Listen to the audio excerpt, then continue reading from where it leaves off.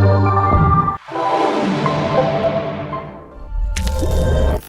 اللہ الرحمن الرحیم۔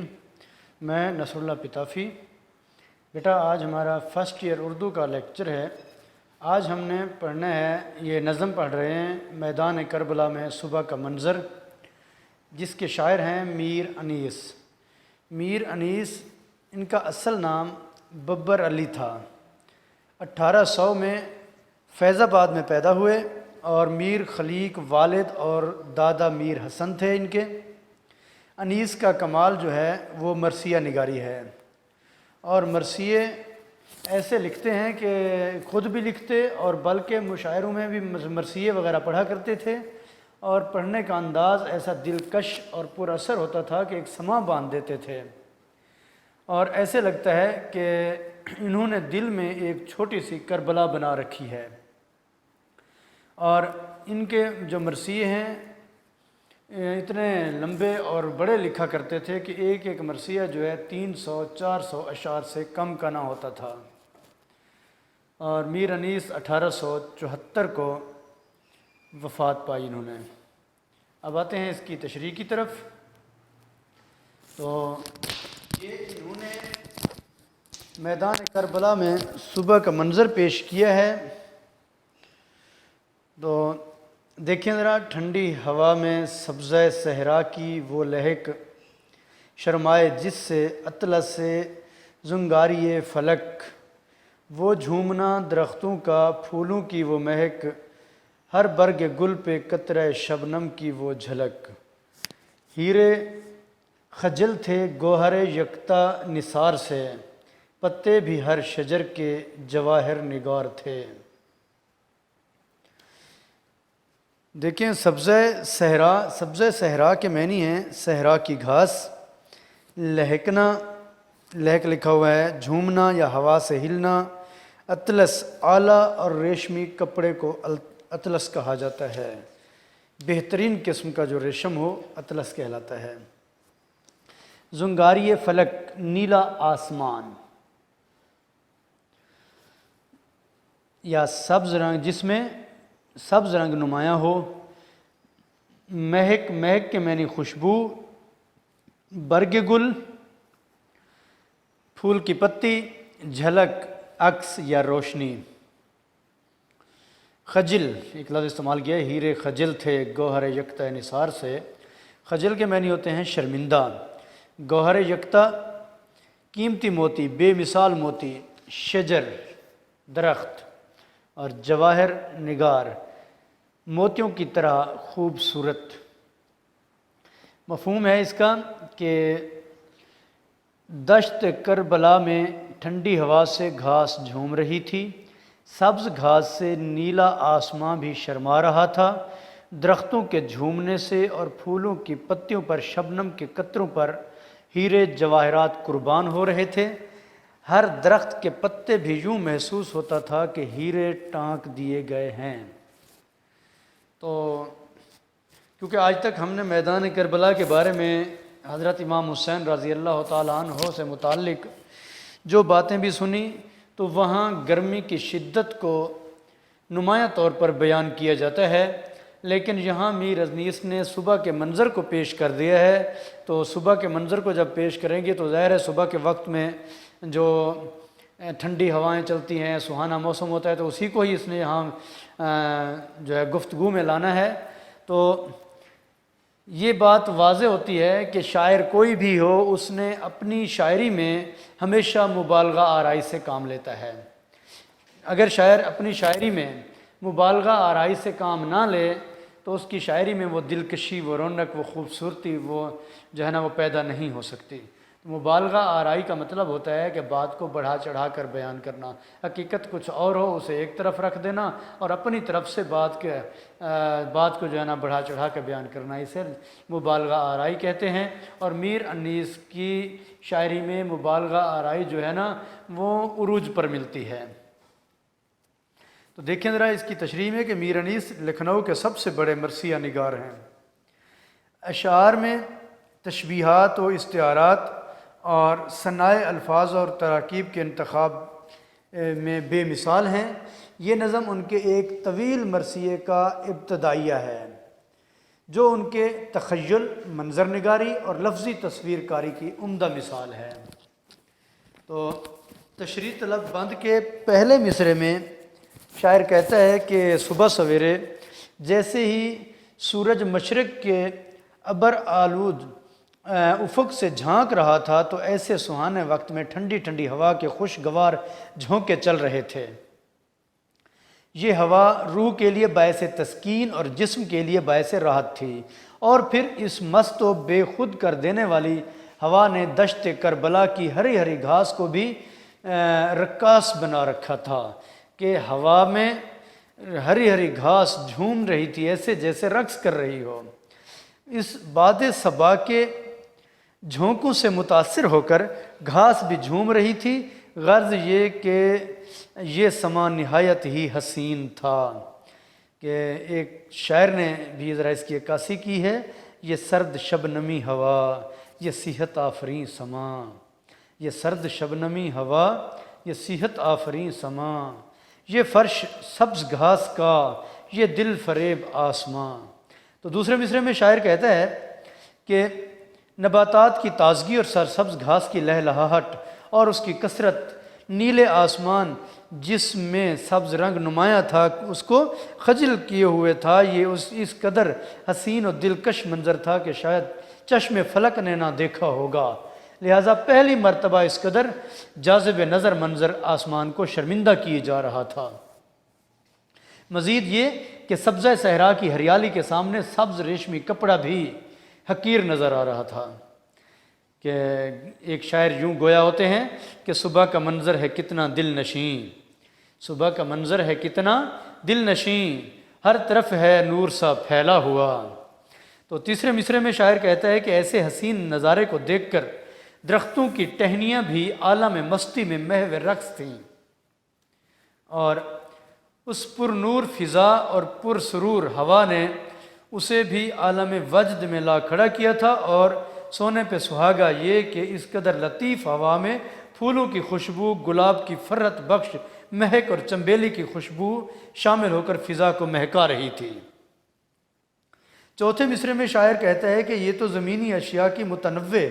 کیفیت تھی کہ زمین کے پر موجود جتنی چیزیں ہیں ان کی مختلف قسم کی حالت کو بیان کیا، اور اس منظر کو مزید چار چاند لگانے کے لیے آسمان نے بھی اوس برسانا شروع کر دیا۔ آسمان سے بھی شبنم کے قطرے برس رہے تھے زمین پر، اور ننھے ننھے بے رنگ اور صاف و شفاف شبنمی قطرے پھولوں کی پتیوں پر آ کر محو خواب ہو گئے، اور پھول جن کی خوبصورتی پہلے ہی بلا کی تھی اب مزید حسین ہو گئے تھے۔ تو میر انیس نے ہی اس کی عکاسی خود کی ہے کہ کھا کھا کے اوس اور بھی سبزہ ہرا ہوا، کھا کھا کے اوس اور بھی سبزہ ہرا ہوا، تھا موتیوں سے دامن صحرا بھرا ہوا۔ پانچویں مصرعے میں شاعر کہتا ہے کہ ان شبنمی موتیوں کی چمک دمک کے سامنے قیمتی ہیرے، جواہرات، لال و سبزہ، یاقوت سب حقیر نظر آ رہے تھے۔ ان شبنمی قطروں میں کیسے چمک پیدا ہوتی ہے، فزیکل سائنس ہمیں اس کا ثبوت دیتی ہے۔ صبح سویرے جب شبنم پڑتی ہے تو یہ اندھی یعنی تاریک اور بے نور ہوتی ہے، جو ہی سورج نکلتا ہے تو اس کی شاخیں جو ہی سورج نکلتا ہے تو سورج کی شعاعیں شبنمی قطروں میں داخل ہوتی ہیں، تو ریفریکشن اور ڈبل ریفلیکشن جسے ہم جو ہے نا دوہرا انعکاس کہتے ہیں، یہ فزکس جاننے والے پڑھنے والے ذرا اچھی طرح سے سمجھتے ہوں گے، جس سے دو شعاعیں نکلتی ہیں اور ان شعاؤں کی ویو لینتھ میں معمولی سا فرق پیدا ہوتا ہے۔ جو ہی یہ شعاعیں اس عمل کے بعد قطرے سے باہر آتی ہیں تو آپس میں مل کر ویو لینتھ کے فرق کی وجہ سے جواہراتی چمک پیدا کرتی ہیں، اور یہی وہ عمل ہے جس کے ذریعے شبنم کی چمک دمک جواہرات کو بھی خجل کر دیتی ہے۔ چھٹے اور آخری مصرعے میں شاعر کہتا ہے کہ نہ صرف پھولوں کی پتیوں پر شبنم تھی بلکہ درختوں کے پتے بھی شبنم سے تر تھے، اور یوں لگتا تھا کہ کسی نے ان پتوں پر ہیرے اور موتی ٹانک دیے ہیں۔ دوسرا بند دیکھیں کہ وہ نور اور وہ دشت سہانا سا وہ فضا، دراجو کبکو تہیو طے ہو طاؤس کی صدا، وہ جوش گل، وہ نالہ مرغان خوش نوا، سردی جگر کو بخشتی تھی صبح کی ہوا، پھولوں سے سبز سبز شجر سرخ پوش تھے، تھالے بھی نخل کے سبد گل فروش تھے۔ لفظ ذرا تھوڑے مشکل ہیں بیٹا، ذرا توجہ سے دیکھنا کہ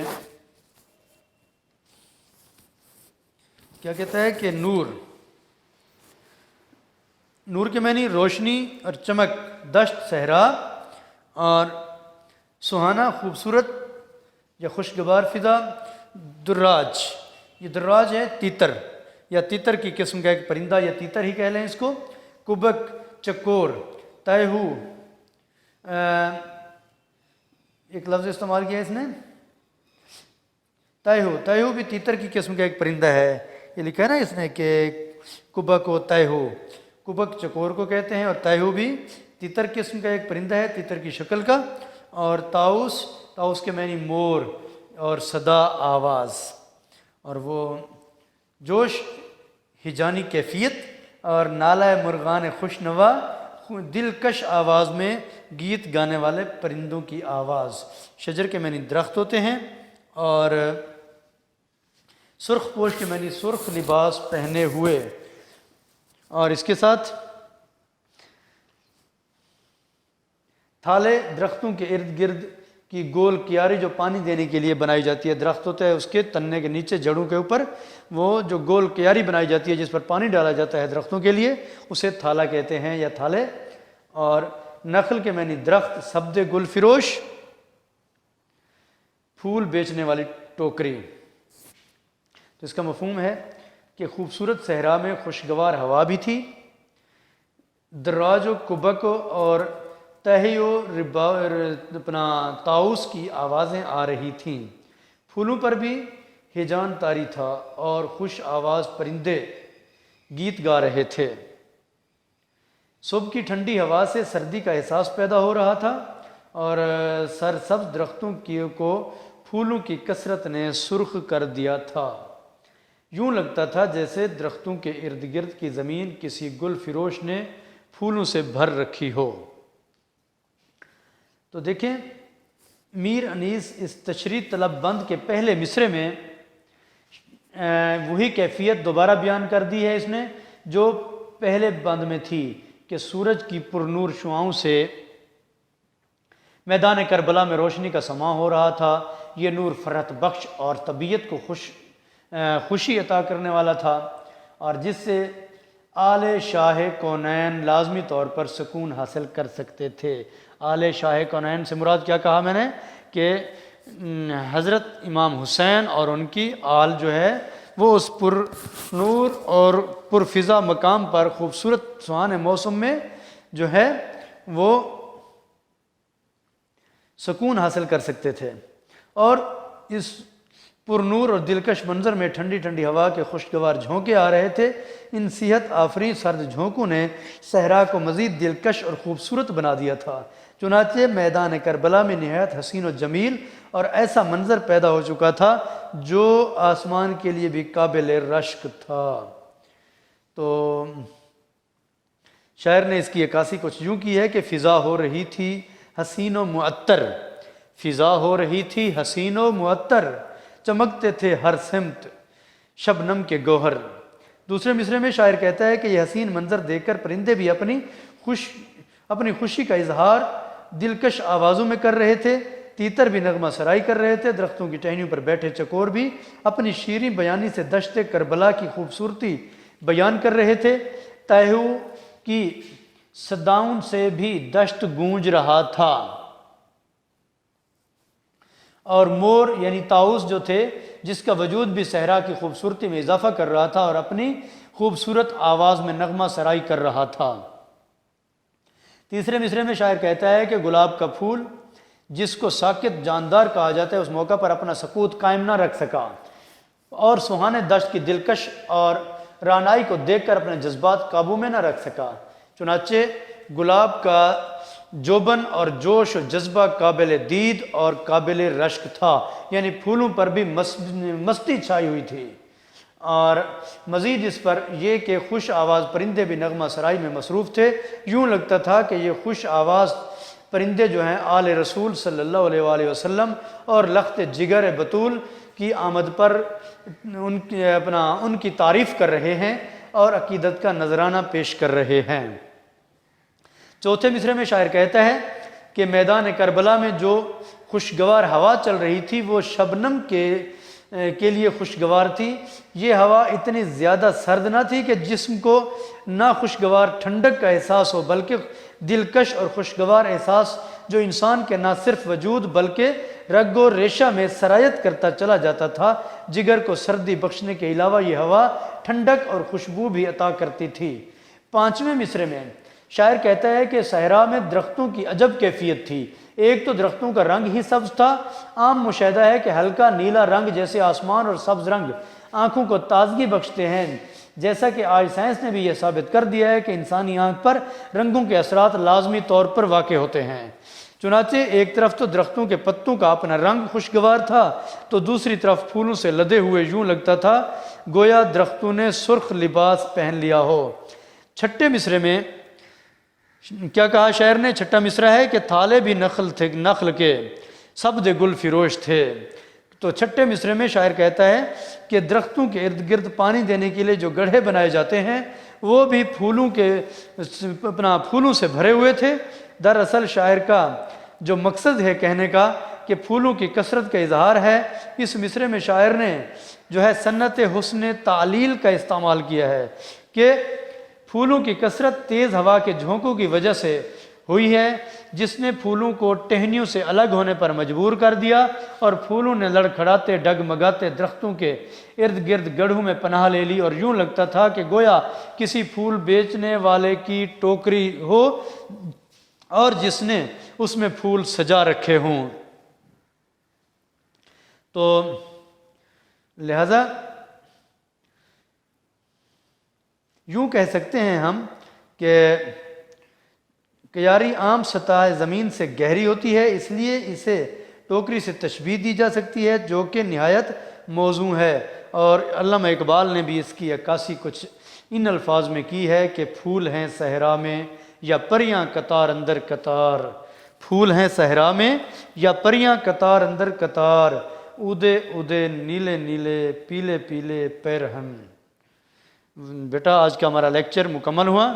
اور اگر مزید کوئی بات پوچھنی ہو یا کوئی بات سمجھ نہ آئی ہو تو ہمارے اسکول کی ایپ پر یہ لیکچر اپلوڈ ہوتا ہے، وہاں آپ کومنٹ باکس میں آ کر پوچھ سکتے ہیں، انشاءاللہ آپ کو تسلی بخش جواب دیا جائے گا۔ السلام علیکم۔